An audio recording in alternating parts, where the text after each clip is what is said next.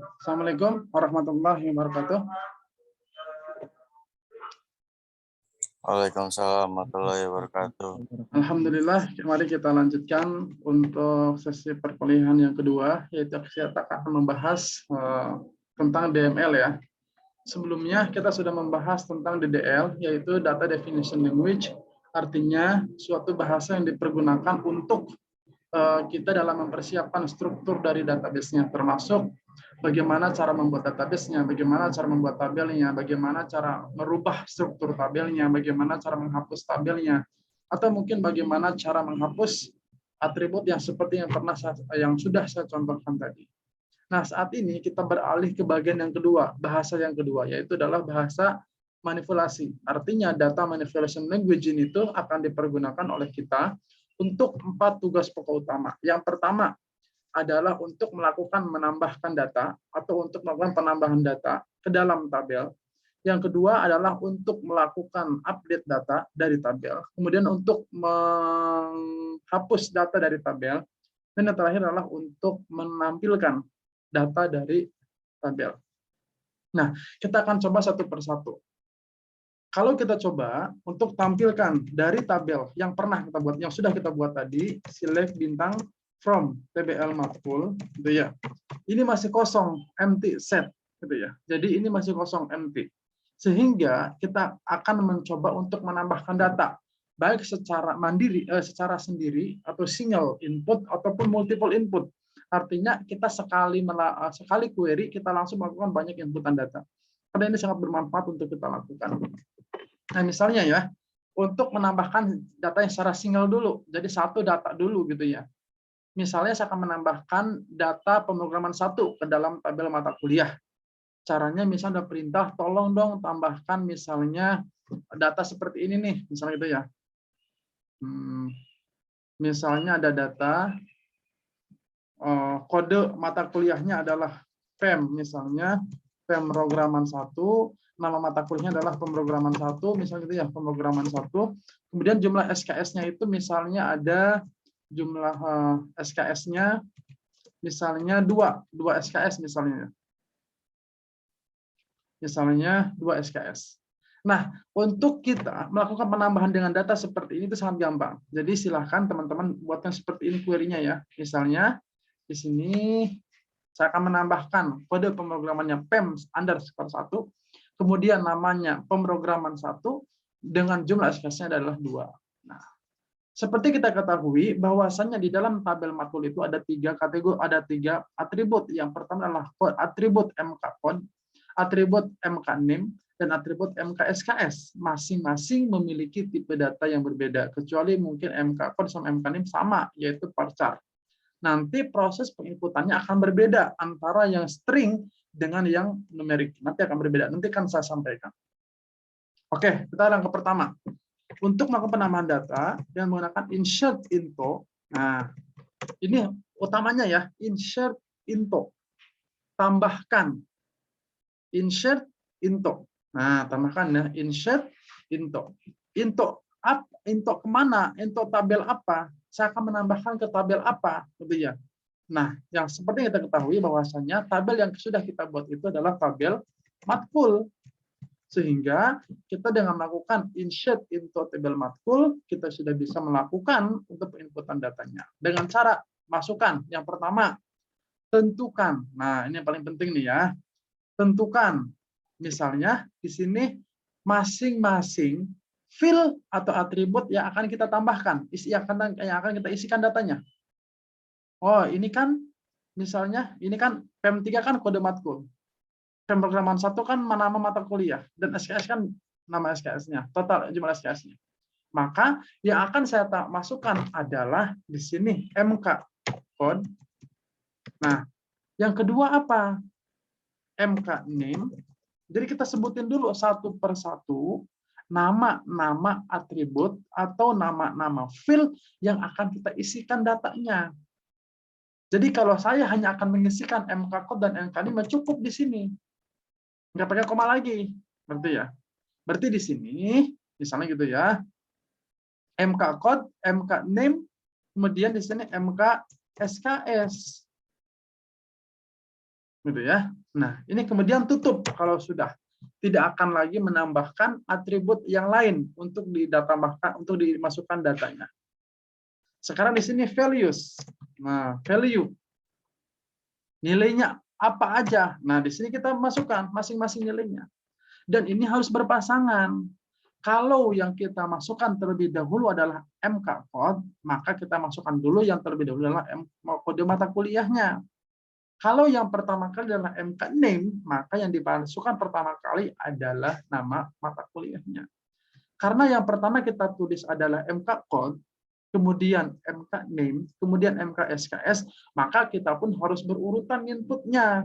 Misalnya begini, ya, tanda kutip 2.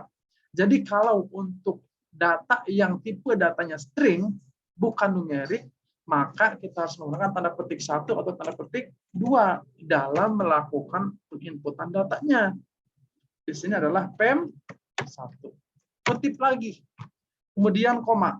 Nah, berarti kita sudah menuliskan data yang akan kita masukkan ke dalam MK code. Sekarang adalah MK name. MK name itu tipe datanya apa?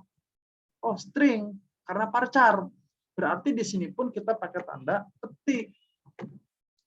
Pemrograman 1. Petik lagi. Tanda kutip lagi. Koma. Nah, sekarang kita bagian MK SKS-nya. Berapa banyak SKS-nya? 2. Nah, ini kalau tipenya angka atau tipenya numerik, kita boleh menggunakan tanda petik, boleh juga tidak. Telanjang seperti ini pun nggak jadi masalah. Tutup. Koma. Ya, itu adalah salah satu cara sederhana bagi kita untuk melakukan penambahan data atau penginputan data dalam satu tabel tertentu. Coba kita enter ya di sini. Nah, query oke. Berarti sudah berhasil. Nah, sekarang kita coba tampilkan dengan menggunakan fungsi select. Select bintang from TBL matkul. Enter. Select, sorry ya salah ya. Select bintang from TBL matkul. Nah, ini muncul PEM1, pemrograman 1, SKS-nya 2. Nah, itu adalah contoh kita dalam melakukan penambahan data ke dalam tabel yang satu persatu. Nah, lalu bagaimana pas seandainya saya ingin menambahkan banyak data secara sekaligus? 2, 3, 4, 5 yang bisa. Caranya bagaimana? Begini. Perhatikan ya. Insert into TBL matkul. Kemudian di sini inputkan juga seperti yang awal tadi. Apa saja? MK code, kemudian MK name, kemudian MK SKS, tutup, kemudian value. Ya, kemudian di sini enter. Masukkan data pertama. Misal di sini, oh, data pemrograman 2, kita masukin lah gitu ya. PEM 2, misalnya gitu ya. Kutip lagi, kemudian kutip pemrograman 2, kutip lagi, kemudian SKS-nya 2. Oke, itu. Nah, di sini pakai koma. Kalau kita akan menambahkan banyak data, jangan dulu di titik koma, tapi pakai koma di sininya. Coba kita enter. Oh, sekarang pemrograman 3. PEM underscore 3. Koma di sini, PEM, misalnya di sini 3, kemudian di sini 3 SKS misalnya. Nah, kalau sudah, berarti di sini kita tinggal titik koma. Enter. Nah, query oke. Berarti kalau kita akan menambahkan data lebih dari 1, di sini jangan titik koma, tetapi pakai tanda koma. Bukan titik koma ya, tetapi koma. Nah, berarti insert into tabel matkul. Tuliskan di sini nama-nama atribut tabelnya. Pakai di dalam kurung ya, dalam kurung. Kemudian ketikkan kata value. Kemudian di sini masukkan masing-masing di sini. Data pertama, data kedua. Kalau data ketiga berarti di sini pakai koma lagi di sininya. 4, 5, 6, 7 ya silahkan gitu ya. Bergantung gitu ya. Nah, coba kita buktikan benar tidak. Ini benar tadi select bintang from TBL matkul. Nah, ini sudah muncul tiga-tiganya nih. Nah, begitu ya. Nah, sekarang kita coba bahas select dulu ya, sebelum update ya. Select dulu. Di dalam select pun, kita bisa melakukan beberapa kemungkinan atau cara untuk melakukan menampilkan data. Misalnya ini kan secara default kan disusun berdasarkan ini nih, secara default nih. PM1, PM2, PM3. Berarti secara abjad antara abjad MK code. Pak, bisa nggak Pak kalau saya ingin menampilkan diurutkan berdasarkan SKS? Ya bisa.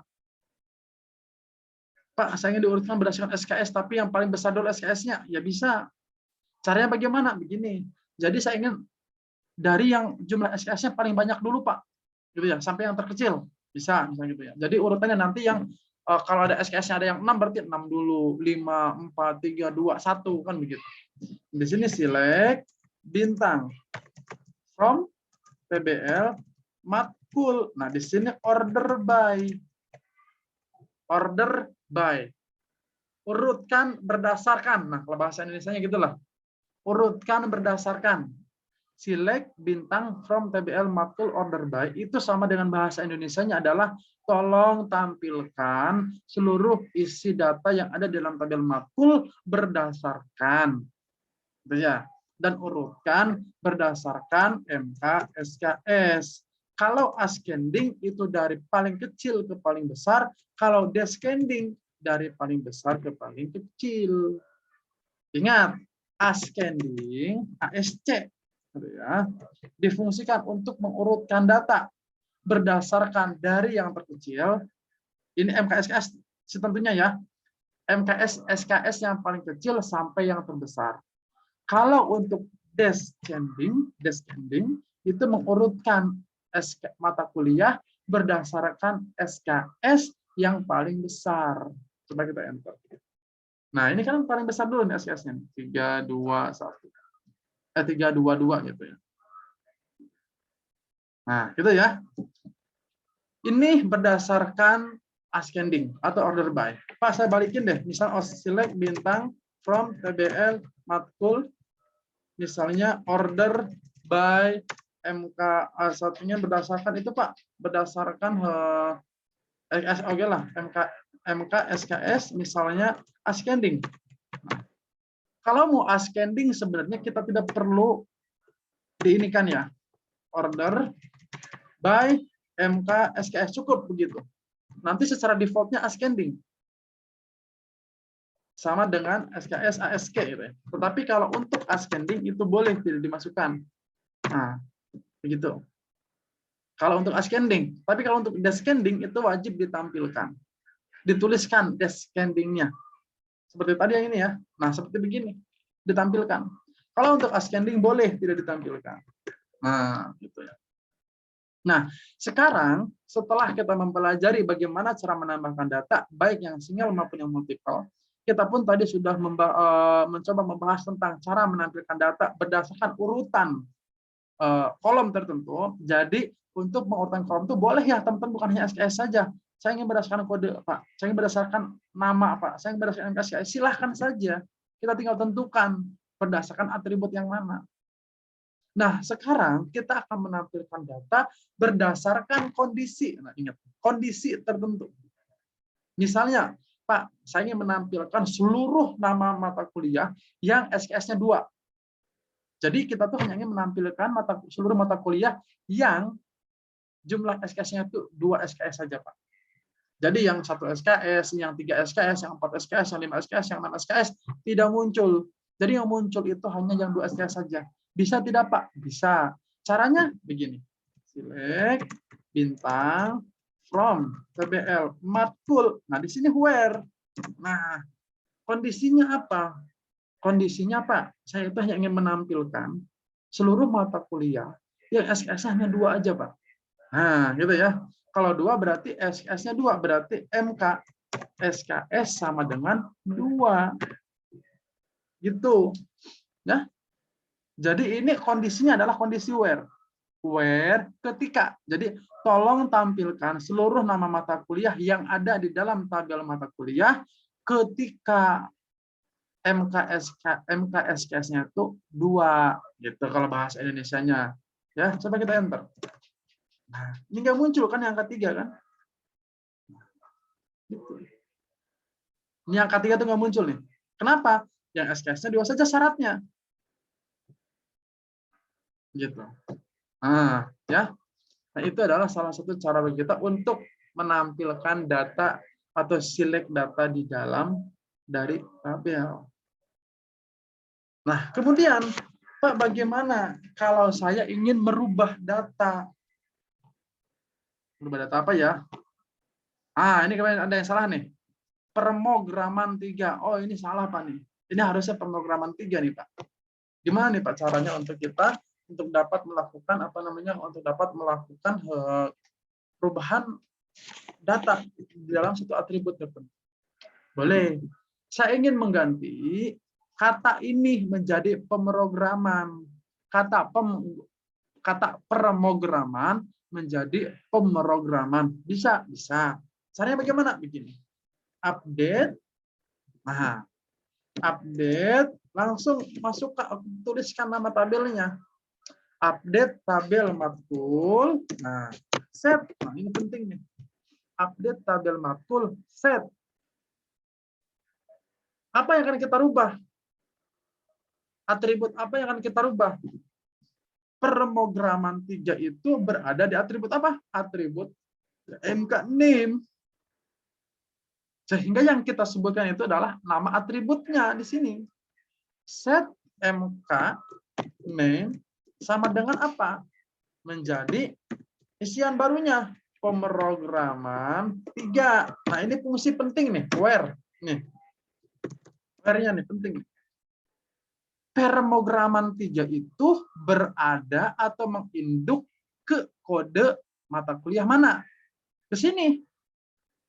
PEM 3. Bukan ke PEM 2, bukan ke PEM 1, tetapi si pemrograman 3 ini itu menginduk ke dalam MK code-nya itu adalah PEM_3. Sehingga yang menjadi kunci atau menjadi kondisi atau menjadi syarat untuk melakukan perubahan di dalam tabel matkul tersebut bergantung kepada ini MK code. MK code-nya yang apa? Yang MK code-nya itu adalah PEM 3. Maka di sini pun disebutkan MK ketika MK code-nya itu adalah PEM 3. Itu koma. Gitu ya. Nah, jadi yang harus kita hati-hati di dalam melakukan perubahan data atau updating data di dalam tabel adalah fungsi kondisi. Kenapa? Kalau tanpa fungsi kondisi, maka akan merubah seluruh isi tabel yang berada dalam atribut tersebut. Sambil contoh ya. Ini tanpa ini dulu ya. Tanpa fungsi kondisi dulu. Enter. Nah, ini query oke. Ini 3 row affected nih. Nah, ini select bintang from TBL matkul. Tuh.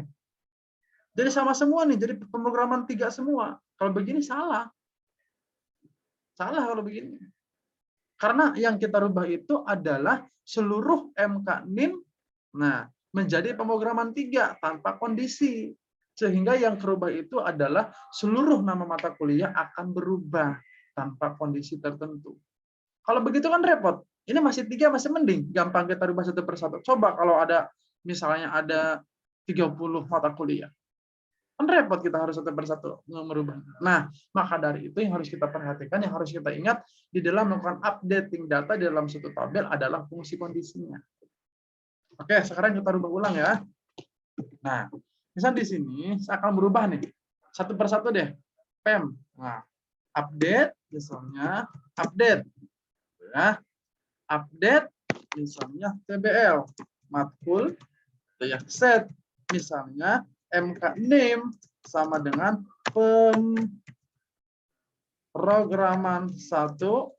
Nah, where, nah di bawah aja ya. Where misalnya where MK code sama dengan, nah di sini PEM 1. Enter. Jadi saya sudah merubah kata mata kuliah, nama mata kuliah menjadi pemrograman 1 ketika apa? Khusus untuk MK code-nya adalah PEM 1. Coba kita tampilkan bintang from TBL matkul. Nah, ini udah berubah nih, pemrograman 1. Satu lagi nih Pak, pemrograman yang ini PEM 2 nih. Ini harusnya menjadi pemrograman 2 nih. Rubahlah, ya rubah. Di sini update PBL matkul set ya, set MK NIM sama dengan menjadi pemrograman 2 ketika apa? Ketika MK kodenya itu adalah sama dengan PEM 2. Nah, itu. Coba kita select bintang from TBL matkul. Nah, ini sudah berubah. Nah, itu ya. Hati-hati ya teman-teman, nanti kalau misalnya akan merubah suatu data di dalam tabel, harus hati-hati. Tentukan kondisinya. Jangan sampai kita merubah seluruh data tanpa kita sadari. Karena itu sifatnya nanti akan menjadi repot jikalau datanya itu sudah ribuan. Repot nanti ya. Nah, sekarang bagaimana Pak kalau untuk menghapus? Nah, kalau untuk menghapus itu menggunakan fungsi delete, Pak. Pemrograman 3 saya akan hapus saja, bisa nggak ya Pak? Bisa. Caranya bagaimana Pak? Begini. Delete from. Nah, pakai from ya. Hapus dari. Nah, kalau bahasa Indonesia begitu. Hapus dari mana? Dari tabel matkul, Pak. Hapus dari tabel matkul. Ketika apa? Ketika MK kodenya itu adalah sama dengan 3. Pemrograman 3 adalah PEM, ketika MK kodenya itu adalah PEM 3. Nah, begitu kalau untuk hapus. Jangan tanpa fungsi where. Nanti kalau tanpa fungsi where, kehapus semua datanya. Repot, nanti kita harus menambahkan lagi. Itu lebih repot lagi daripada update. Nah, jadi where di sini MK kodenya itu adalah PEM 3. Jadi kita hanya akan menghapus khusus untuk PEM 3 saja. Coba kita enter. Nah, oke, kita select bintang from TBL matkul. Nah, gitu. Oke ya, teman-teman ya. Nah, sekarang silahkan teman-teman tuliskan di kolom komentar. Ingat ya, segera ya. Di kolom komentar, di kolom chat, nama aja ya. Jadi saya absenkan nanti sendiri setelah perkuliahan selesai. Nanti teman-teman bisa cek langsung ya yang sudah terabsen atau belum. Oke, silahkan tuliskan di chat nama masing-masing. Oke, silahkan jikalau ada pertanyaan sambil menunggu sambil menunggu absensi. Oke, silahkan. Ada pertanyaan mengenai insert, update, delete, dan select. Nanti insya Allah di pertemuan selanjutnya saya akan bahas lebih lanjut ya mengenai ini ya, mengenai database-nya.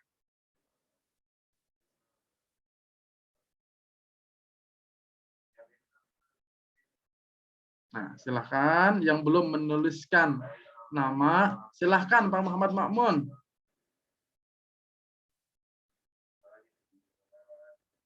Nah, kalau perintah undo sebenarnya di database tidak ada ya, tetapi di database itu kita bisa dengan menggunakan commit atau rollback. Nah, ini untuk bahasan lanjutan sebenarnya.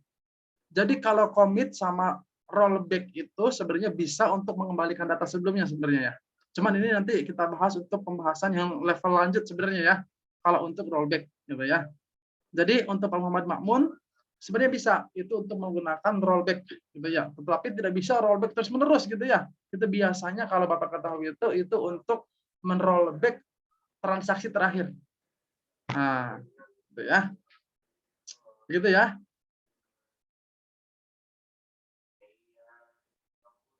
Ah, kalau MK kode ada yang salah, sebenarnya itu bisa saja secara ekstrim ya kita rubah ya. Misalnya begini ya, teman-teman coba saksikan ya. Nah, misalnya Pak, ini yang salah nih Pak.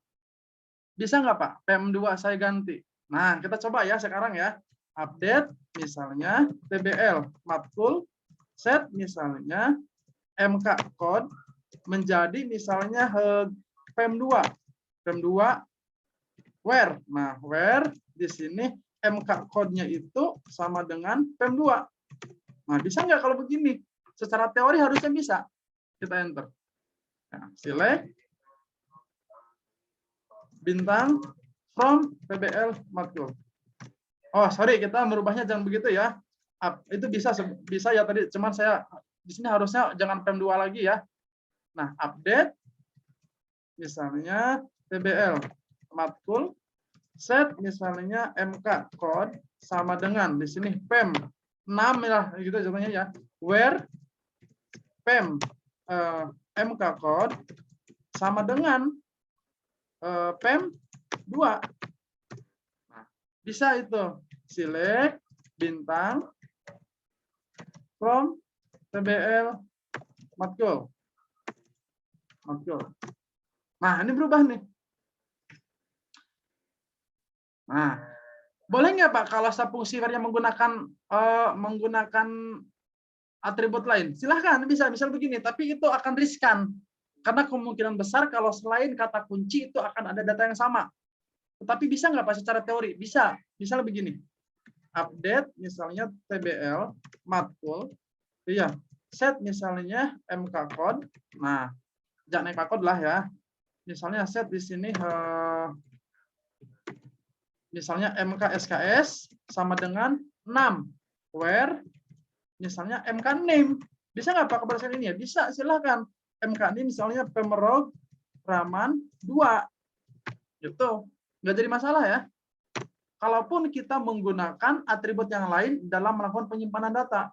Nah, select bintang from TBL matkul. Nah, ini udah berubah nih. Tuh. Ya.